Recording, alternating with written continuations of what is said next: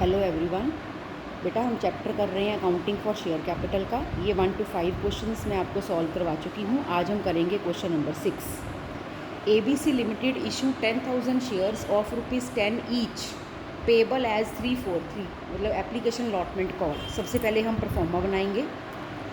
सबसे पहले हम लिखेंगे एप्लीकेशन के कितने पैसे, अलॉटमेंट के कितने पैसे और कॉल के कितने पैसे। वो हमें गिवन है 343 यानी कि 10।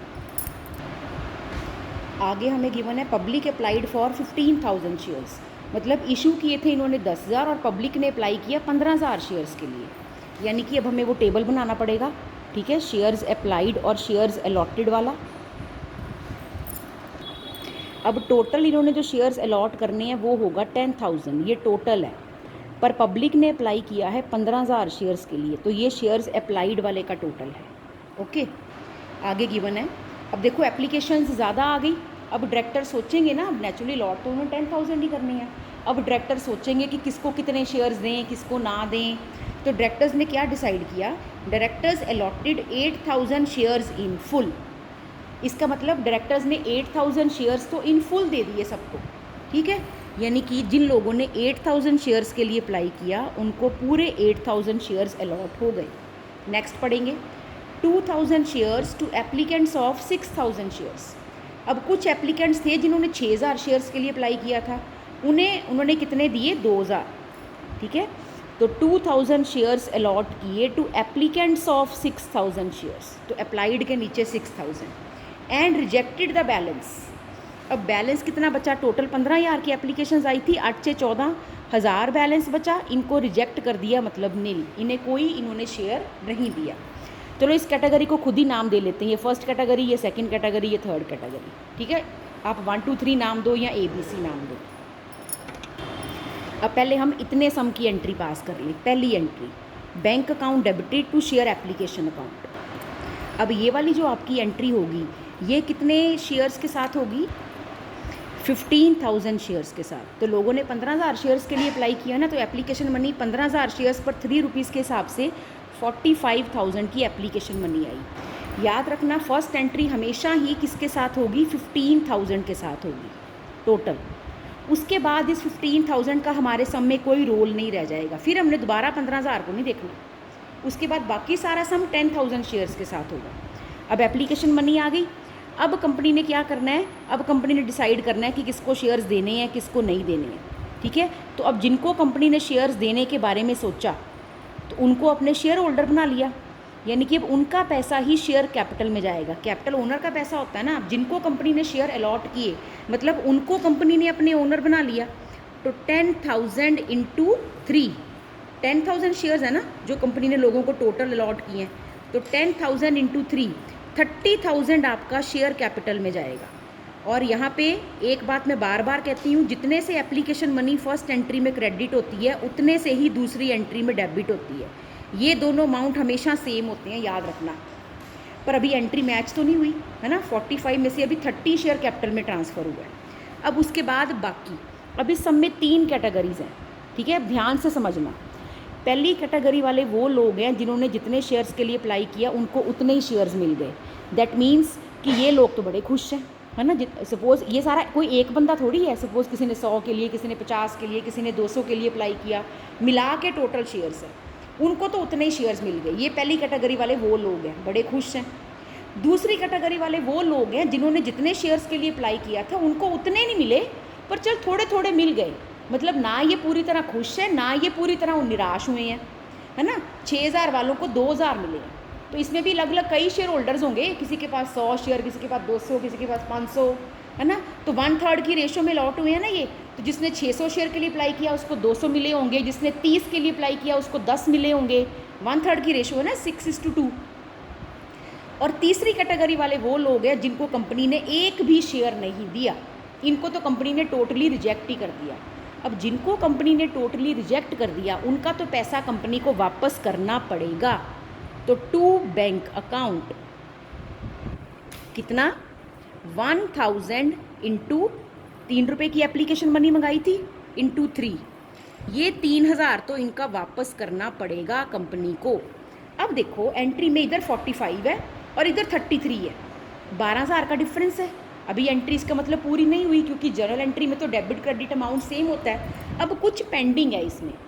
अब पेंडिंग क्या है? पेंडिंग है जो यहाँ पर उनका एडवांस पैसा आया हुआ ना, वो पेंडिंग है। एप्लीकेशन मनी रिसीव्ड,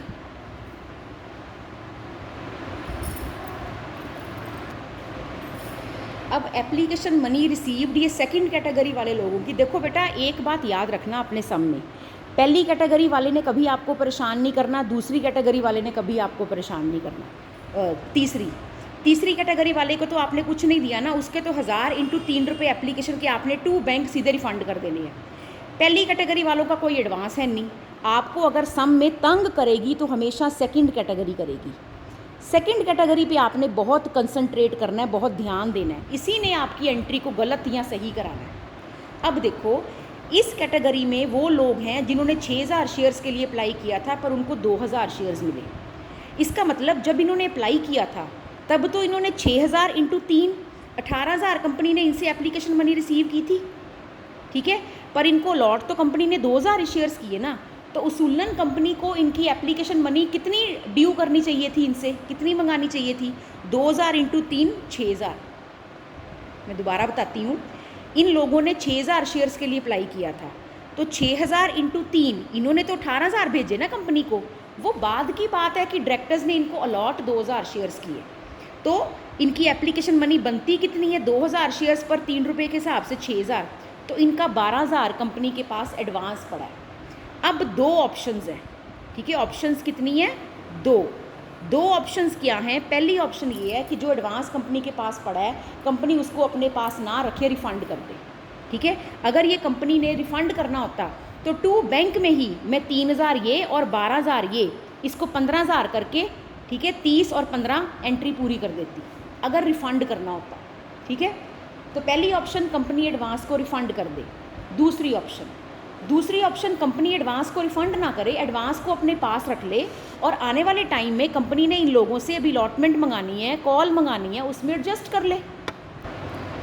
जो भी ऑप्शन होगी आपको सम में बताया होगा कि आपने एडवांस को एडजस्ट करना है कि आपने एडवांस को रिफ़ंड करना है। अब देखो, मैंने सम में क्या बताया? मैंने बताया excess application money is to be utilise toward sums due on allotment and call. मैंने बोला है कि एडवांस को आपने अलॉटमेंट और कॉल तक लेकर जाना है। अगर किसी बंदे ने एडवांस दिया हुआ है ना और वो इतना एडवांस है कि उसकी अगली अलॉटमेंट भी उसमें एडजस्ट हो जाए, कॉल भी एडजस्ट हो जाए, तो कर दो। मैंने रिफ़ंड करने को नहीं बोला, नहीं तो मैंने लाइन लिखी होती excess application money is to be refunded. अगर इज़ टू बी रिफंडेड लिखा होता तो 12000 इसी 3 में डाल के टू बैंक 15 कर देते, पर मैंने बोला excess is to be adjusted on allotment and call. तो यानी कि अभी अलॉटमेंट का टाइम तो नहीं आया, पर मैंने उस बंदे की, किनकी, इन बंदों की, ये 2000, इनकी अलॉटमेंट अभी मैंने एडजस्ट कर लेनी है एप्लीकेशन के वक्त ही।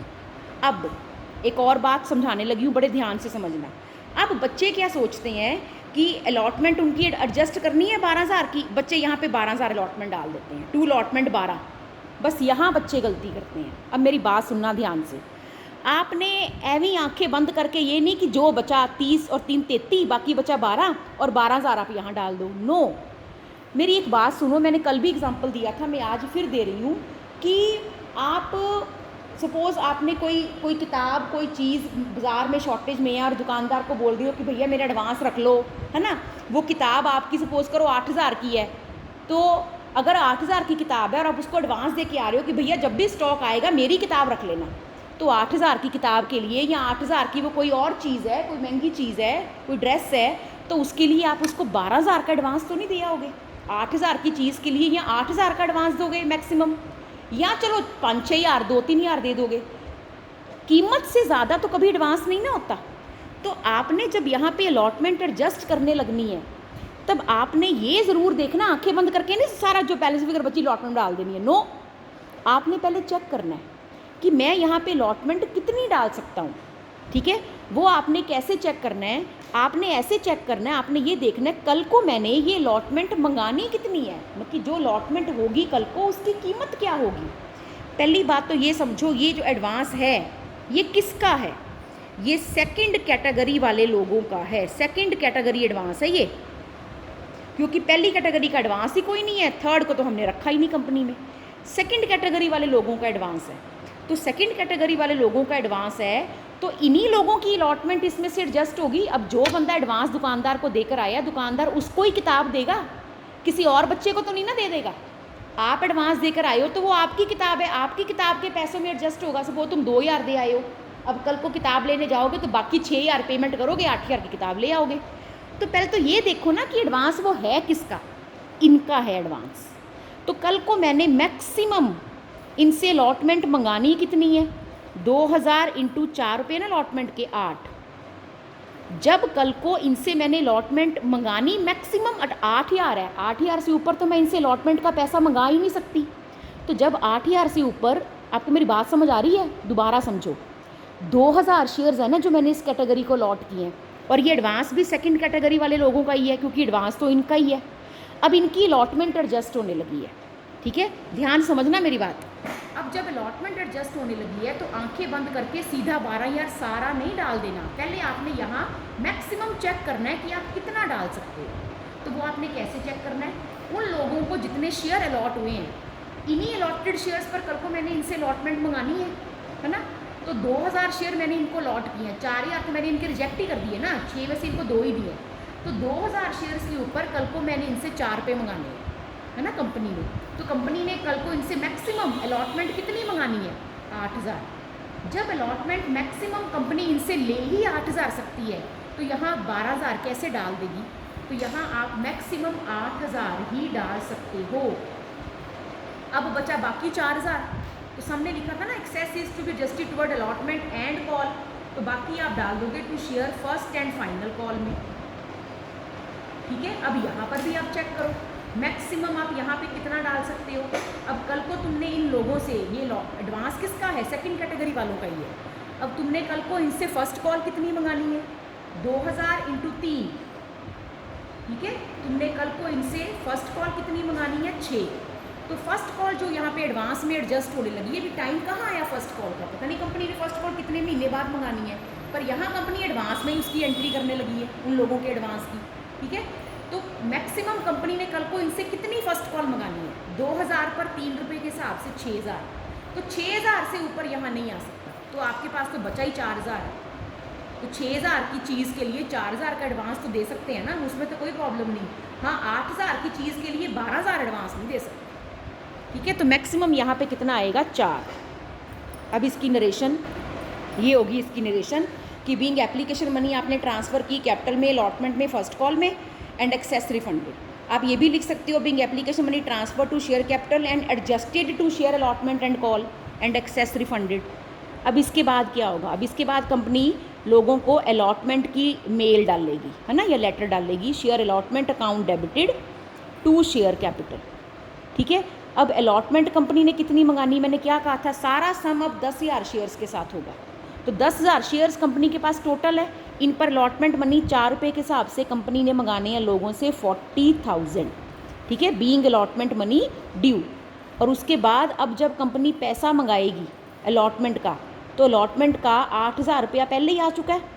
जब कंपनी एंट्री करेगी bank account debited to share allotment account, तो उस वक्त आप सोचो कि अलॉटमेंट के 40000 आने थे, उसमें से 8000 तो पहले ही आ चुकी हैं, तो अब कितने पैसे आएंगे, 32000, ठीक है। और इसकी नरेशन क्या होगी, बीइंग अलॉटमेंट मनी रिसीव्ड। और उसके बाद कंपनी क्या करेगी, उसके बाद कंपनी फ़र्स्ट कॉल की एंट्री करेगी।